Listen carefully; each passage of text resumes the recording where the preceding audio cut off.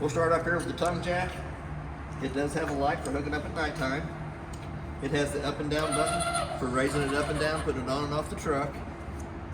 It also has a manual crank handle that comes down through the top, hooks onto the nut down in there, and will manually crank that jack up or down either way you need to go to get it on or off the vehicle, either way. And we'll set it down here in the corner. Has two 20-pound propane cylinders on it that are full, except for what we use to service the trailer. The auto regulator has an arrow on it indicating that I worked off of that one when I serviced the unit.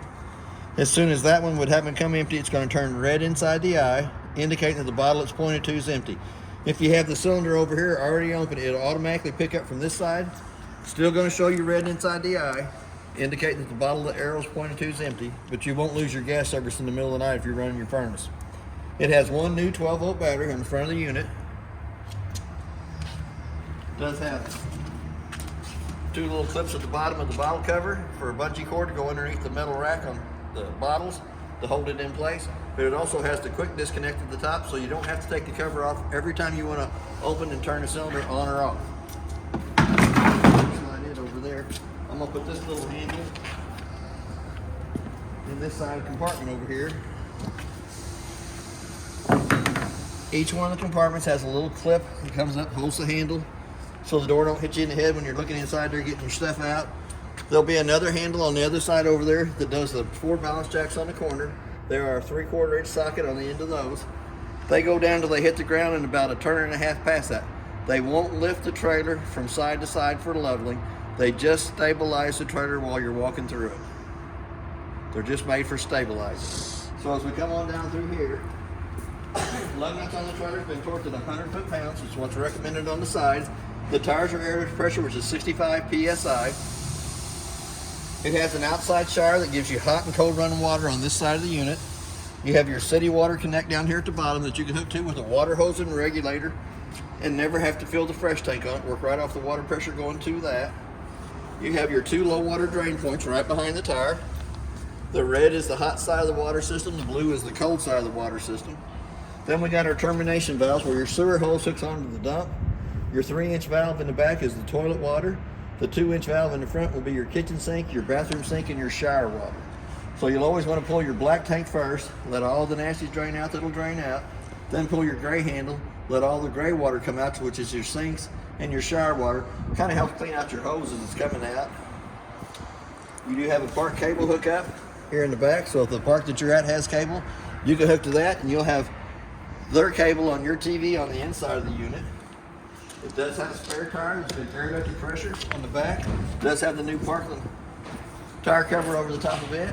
It is prepped for a backup camera up top. It does have a 30 amp service cord that's about 30 foot long. We're going to go to the outside of the hot water heater next. The little white plug here in the bottom is the plug for the hot water heater. You always want to pop the pop-off valve first. Make sure that you have air coming out of it, or water coming out of the top of that instead of air. That way you can light it on gas or electric either way. Put this cap in. There's going to be 2 white valves on the back of the hot water heater underneath the back bunk.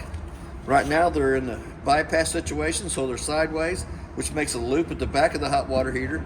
When you get ready to put water in it, you'll turn both them white valves towards the hot water heater tank, let cold water go in the bottom, hot water come out the top. Pop this off to make sure the tank's full before you turn on either source of heat, electric or gas.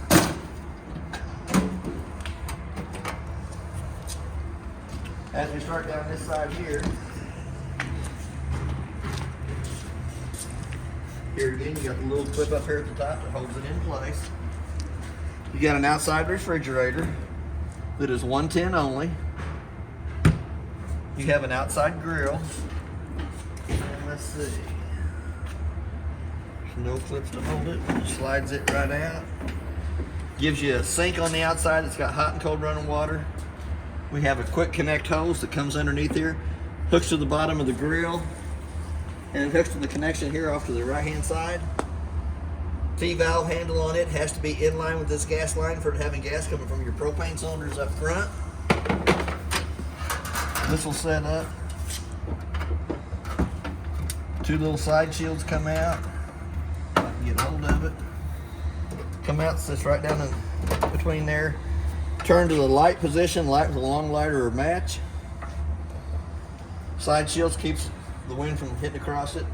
But it also gives you hot and cold running water out here to the side of it too if you needed it.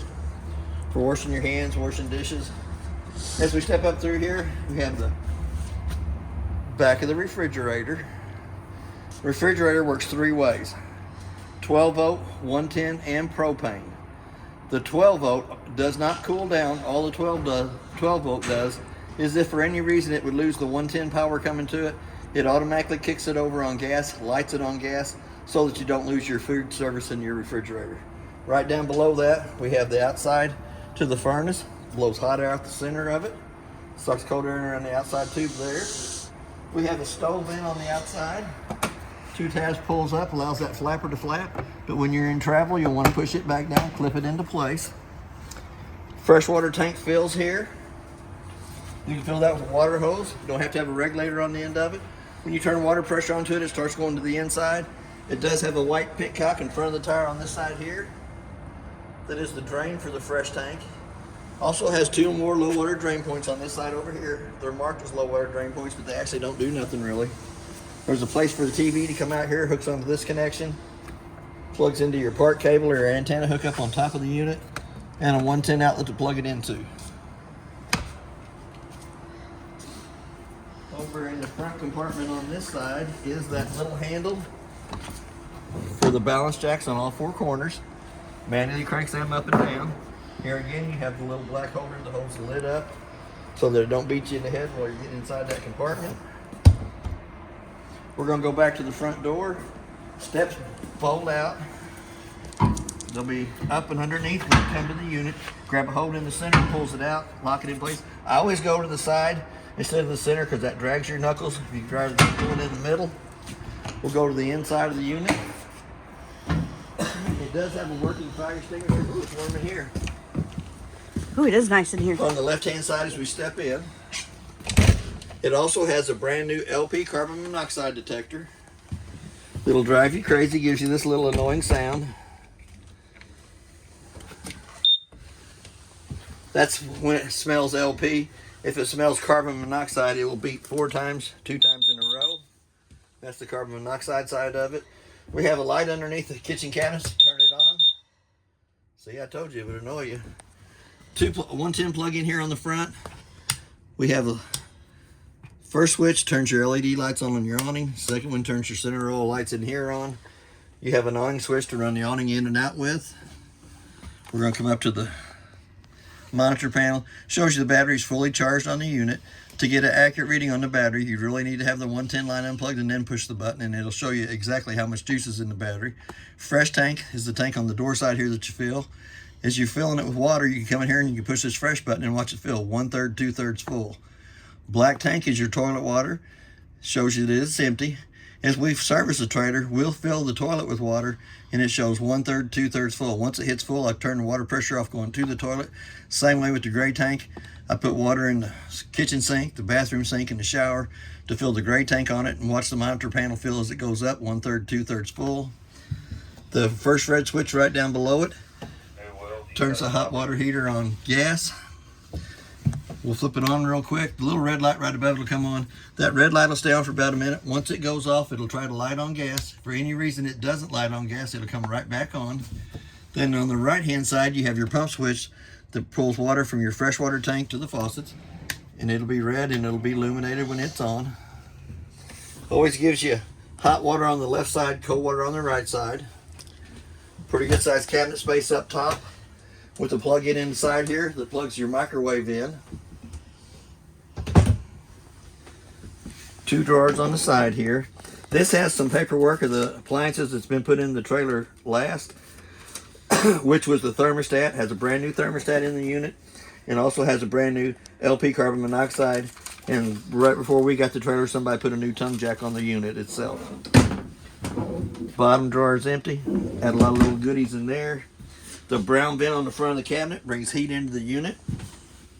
We're going to open this door here. Accesses you into where the water pump's at. It has a 1 black valve bypass on the hot water pump itself. It is in the winterizing position.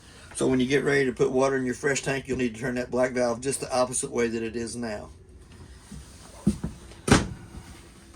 Come up to the microwave. All I can tell you about the microwave is I did warm my coffee up in it the other day when I worked on the unit. Worked pretty good. Light for the stove top and the fan. For the fan to work properly, the two tabs have to be lifted up on the outside that allows that flapper to flap. Then all you have to do is come into the burners, turn it to where it says highlight position, using the striker on the left hand side to light the burners. Let it burn for a minute. Turn it up to the highlight position. Presto, all three burners on top lit. Here again, we're going to turn them right back off. We're going to come down to the oven. Now on this one, it's a little bit more trickier than the new ones. You actually have to turn it to where it says pilot on, push down on the knob. I always get this backwards.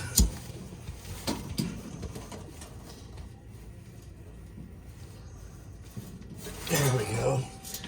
Let that pilot light light with a long lighter or match. Let it burn for just about a minute, which heats the thermocoupler right above it up. Once the thermocoupler gets up to temperature, you can dial it up to the temperature you want the oven to come to. Presto magic, the oven lit. So turn it right back off. We're going to right down below that. We have our breakers, and they're marked from the left to the right exactly what they are. Starting out with your main. Coming over this way here, your car fuses on the right hand side from top to bottom are marked. And they're marked on the side right here. Your breakers, 110 breakers, are marked on this side. It does have a little red light off on the right hand side of the fuses, so that if one of those fuses would happen to blow, it'll have a little red light off to the right hand side of it that you can also see through the tinted glass here in the front. Whew. We're going to come up to the refrigerator freezer. Nice and clean on the inside. So I'm going to go ahead and shut the top one. We're going to come down to the bottom. It does have an on and off switch that turns it on and off. We have a mode switch here that shows you that it is on electric right now, but you can also hold that button down. Changes over to a flame which lights it on gas. And then your temperature will go between 1 and 5 settings. I always start it out at about 4. Let the refrigerator get cold. If it's too cold that it's freezing your milk in the bottom, just go to the 3 snowflakes instead of 4. I'm going to go back to the mode. We're going to take it back to electric. I'm back on electric. But that is your on and off switch for the refrigerator. Cold air return down below for the furnace. There is a light on each one of the bunks. On the right hand side as we look in, it does have a 110 outlet on the left side of the bottom bunk. It does have the TV laying on top of the bunk in there. And then if we lift this up, this will access us into the back of the water pump. And behind that panel is the 2 white valves for the water pump or hot water heater. They are in the bypass position right now. When you get ready to fill them with water, you'll need to take that panel loose, turn the 2 white valves pointing towards the tank, which lets cold water go in the bottom, hot water come out the top on it. Quite a bit of storage underneath here too if you want to store stuff in there. But that panel has to come off for you to access into the back of the hot water heater. The brown vent on the cabinet brings heat back into the back part of the unit. As we come into the bathroom, it does have a light switch on the right hand side of the wall as we come in. It does have a plug for the bathroom sink. You also have a 110 outlet that is your GFCI outlet in the bathroom. We have a knurled knob in the vent up top. Cranks the vent open. Little black switch turns the fan on for pulling moisture out of the bathroom. That's not what my grandsons call it, but that's what we're going to call it. It also has a single foot flush in front of the toilet that you push down on half the way, fills with water, push all the way down, fills and dumps. There is instructions on the back of the lid for how to use the toilet itself. It's pretty self-explanatory. Fill it about halfway full, do your business, push down on the foot pedal, let it go all the way through. Brown vent does bring heat into the bathroom at the back of the toilet. The white vent in the ceiling brings AC into the bathroom area. Privacy curtain. Here again, you're going to have hot water on your left side of the shower, cold water on your right side of the shower. Does have a dome up in the top for you taller guys. I don't have to worry about that. It also has a plug in the shower if you wanted to wash an infant in it. Just put a little water in the shower for washing them. Pretty good sized cabinet space underneath. Extra chemicals for their holding tanks, toilet paper, paper towel holder. This light in the bathroom can be turned on by hand and push the button. Or you can work it off the switch on the right hand side as you come in. We're going to come back to the thermostat, which it's already on. It's showing you that it's bringing the room to 70-degree temperature. So we're going to turn it off. It should say off in the lower right hand corner. So when we go back to hit the mode button, we're going to turn it on. It's going to give you your fan speed, auto, high and low. And I don't think it turned it. There it goes high and there it goes low. You want to go back to the auto position, bring it down. That's for your AC. You'll dial your temperature down for it. Hit that mode button one more time to where it says furnace. On the right, left-hand side, one more time, turns the furnace off. If you push the buttons too quick, it can get confused. So there's pretty good sized cabinet space, top and bottom. I have the same problem. If you talk to me too quick, I get confused. Yes, me too. Here again, you got pretty good sized cabinet space up above the dinette table. Placemats, plastic cups, plates, forks, stuff like that if you want to put them up there. Does have a working smoke detector right above that. Tabletop comes off the two pedestals, fits down between the two benches. Take the two back cushions to put over the top of the table to make a smaller bed there for smaller children. Stereo's pretty simple. It has an on and off button. Don't know how loud the volume is on it. But you do have speakers, zones 1 and 2. Zone 1 is inside. Zone 2 is your outside speakers. You can hear it playing from the outside in here. I'm going to turn that back down and drive you crazy. Here again, you could dial your radio stations up or down. Does have a USB port. Also has a HDMI cord hookup. HDMI cord hookups coming out of the back of the stereo cabinet. You also have your S cables coming out of the back of the stereo cabinet. Same connection on the master bedroom is on the outside of the trailer for the TV to hook up to. You do have a 110 outlet to plug it into, and you also have a TV antenna booster here to the left hand side. Shades go up. Red handle lifts up, goes through the bottom of the window frame. We'll let you access the fire escape window on this side over here.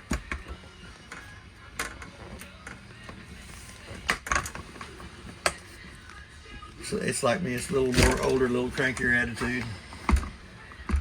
But the handle will go all the way through the window frame to access the full extension of the window in or out. Can put it just like that for air vent coming into the master bedroom. You have a 110 outlet on either side of the master bedroom. The two lights above the bed, headboard of the bed, have to be turned on by hand. They got a little push button in the center that turns them on and off.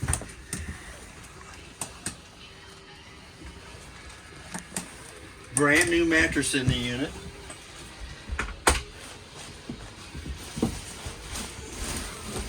And then you got the full access underneath your front compartment that you can get to either side from the outside in.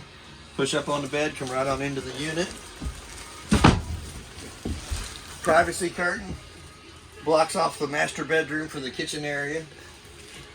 Rotating handle inside here rotates the antenna on top, so if you put your TV in here, you do your auto scan on it, you don't get the channels that you want to get on it, come over here, push in on that, rotate it a quarter of a turn, try to keep your antenna pointed towards the north, do an auto scan on your TV again, should pick up more channel. Does have a working smoke detector. Little annoying sound, drive you crazy there again. That is basically everything on your unit. If you have any questions, I'll try to answer them the best that I can. And thank you for your time.